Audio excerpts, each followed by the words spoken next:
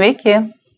Praėjusį kartą kalbėjom apie tai, kad stresas yra rodiklis, kad reikia keistis. Indikatorius nustatantis, kad atėjo laikas pokyčiui.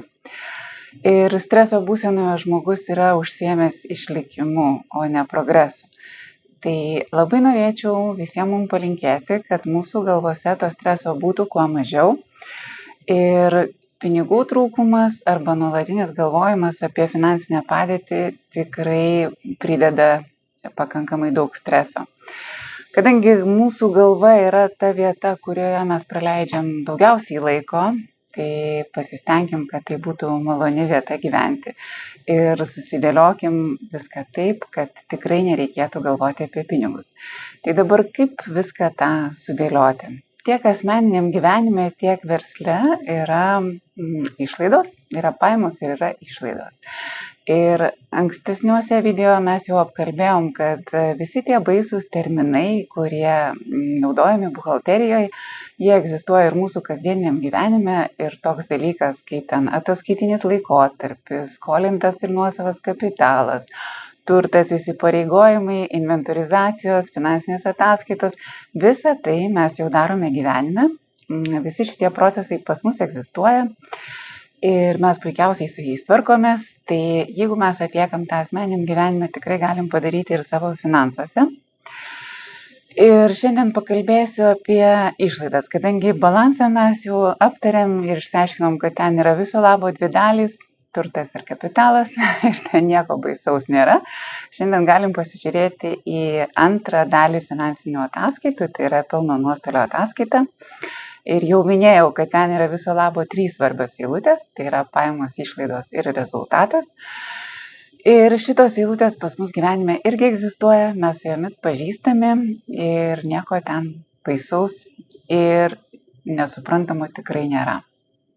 Tai dabar, kas yra pajamos, visiems mums aišku, jeigu mes esam asmuo, tai yra mūsų atlyginimas, jeigu mes esam verslas, tai yra pajamos, iš kurių mes gyvenam, paslaugos arba produktai, kuriuos mes pardavinėjam. Ir tiek asmeniniam gyvenime, tiek versle pajamos yra skirstamos į savikainą, į administracinės ir nebūtinas sąnaudas. Tai dabar kas yra savikaina? Jeigu mes kaip asmuo gyvenam, turim kūną, tai mes neabejotinai turim savikainą. Mes turim savo kūną aprūpinti maistu ir mes turim savo kūnui suteikti poilsį. Tai tam mums reikalingi maisto produktai ir pastogė būstas, kur mes galim išsimiegoti, kur mūsų kūnas gali pailsėti. Tai ir yra mūsų savikaina. Be šitų išlaidų niekaip neišgyvensim. Toliau yra vadinamosios administracinės sąnaudos. Gyvenime tai prilygtų turbūt higienos prekėm ir rūbam. Ir sunkiuoju, jau tikrai labai sunkiu laikotarpiu, kažkiek tai laiko mes galim nukirpti tas administracinės sąnaudas. Mes galim nepirkti dantų pastos ar skalbimo miltelių, bet tai tikrai neilgą laiką, nes po kažkurio tai laiko vis tiek ateis tas momentas, kai jau mes būsim nepakankamai gerai atrodantis tam, kad dalyvautumėm visuomenėje ir niekas su mumis nenorės bendrauti. Tai taip pat ir versle yra tos administracinės sąnaudos, ta pati buhalterija priskiriama prie administracinių sąnaudų ir be jų ilgainiui neišvažiuosim. Kažkuriam laikotarpiu galima susispausti, galima kažką apkarpyti, bet tai paprastai neišvengiamai susiję ir su tuo, kad labai prastėja paslaugos arba produkto kokybė. Ir yra tos vadinamosios nebūtinosios sąnaudos kaip asmeniui, tai būtų galbūt knygos, seminarai, pramogos, kelionės. Kaip verslui tai būtų tokie dalykai kaip reklama, reprezentacija, viešieji ryšiai ir panašiai. Tai jeigu mes turim sunkesnį laikotarpį, šitos sąnaudos iškrenta iš mūsų sąrašo pačioj pirmoje eilėje. Jeigu gyvenam gerai, tai yra ta eilutė, kur labai didelės rizikos leisti pinigus neprotingai.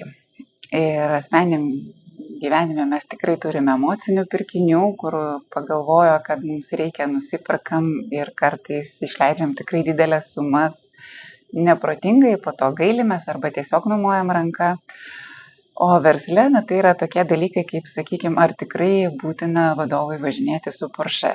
Galbūt, jeigu jisai pardavinėja kažkokias labai reprezentatyvias prekes, galbūt to reikia, bet dažnu atveju tai yra slidi vieta, kurią aš patarčiau ypatingai gerai prižiūrėti. Tai kaip asmeniui yra rekomenduojama tokia teorija, kad reikėtų išskirstyti savo atsiskaitomąsias sąskaitas, atsidaryti kelias atsiskaitomąsias sąskaitas ir išskirstyti jas pagal šitas sąnaudas. Esu girdėjusi, kad rekomenduojama turėti iki 5 atsiskaitomųjų sąskaitų. Viena ten galėtų būti užvadinta maistas ir nuoma arba maistas ir komunaliniai, jeigu būstas mūsų. Kita galėtų būti užvadinta rūbai ir batai, aksesuarai.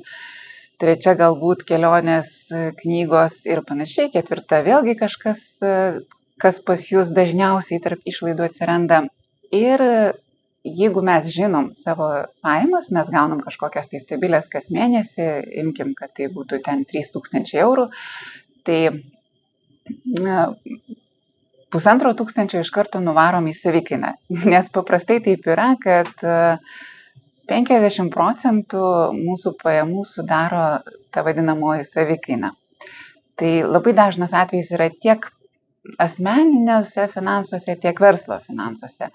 Ir kai kurie vadovėliai netgi rekomenduoja stebėti, kad savikaina sudarytų būtent 50%. Tai tikrai nėra tokia geležinė taisyklė, visokių verslų esu mačiusi, bet gana dažnas atvejis, kad ties tuo procentu kažkur ir svyruoja.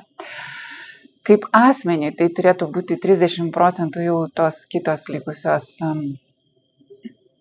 sąnaudos, į jas įeitų ir tos vadinamosios administracinės ir kitos pramogos arba komforto. Ir 20% turėtų sudaryti rūpestis jūsų ateities savimi. Tai yra investicija arba taupimas. Versle šitie procentai yra kažkiek kitokie, administracinės vėlgi ten gali svyruoti įvairiai nuo 10 iki 20 iki 30%, reklama, ryšiai ir reprezentacija turi visai kitokį procentą vėl negu asmeniniuose, bet ta taisyklė, kad išsimokėti savo versle irgi yra taikoma. Ir kai kurie tą propaguoja labai aktyviai ir rekomenduoja, nors man, kaip seno kirpimo finansininkiai, tai šita teorija buvo tokia ganėtinai prieštaringa, nes mes buvom auklėjami taip, kaip finansininkai, ar ne, kad verslas viską, ką uždirba, turi vėl toliau investuoti ir investuoti į patį save, sukti, plėstis, augti ir panašiai.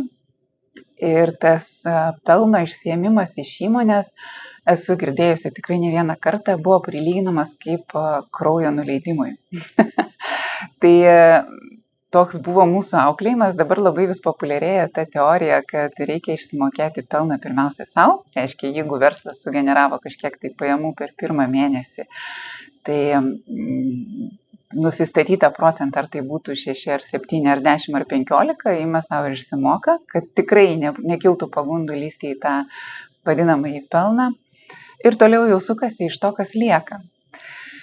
Tai vėlgi, kaip ir sakiau, kad man tas skambėjo prieštaringai, bet aš iš principo tikrai pritariu tai teorijai ir net nesąmoningai toli iki to laiko, kai aš išgirdau ją pirmą kartą, savo versle aš būtent taip ir dariau. Tai buvo tam tikras procentas, kurį aš buvau užsibrėžusi uždirbti ir kad jis liktų man, ir to procento aš neliečiau, jisai kaupėsi. Aš nedėjau į verslo plėtrą, augimą ir panašiai. Tai buvo rūpestis savim pačia ateityje.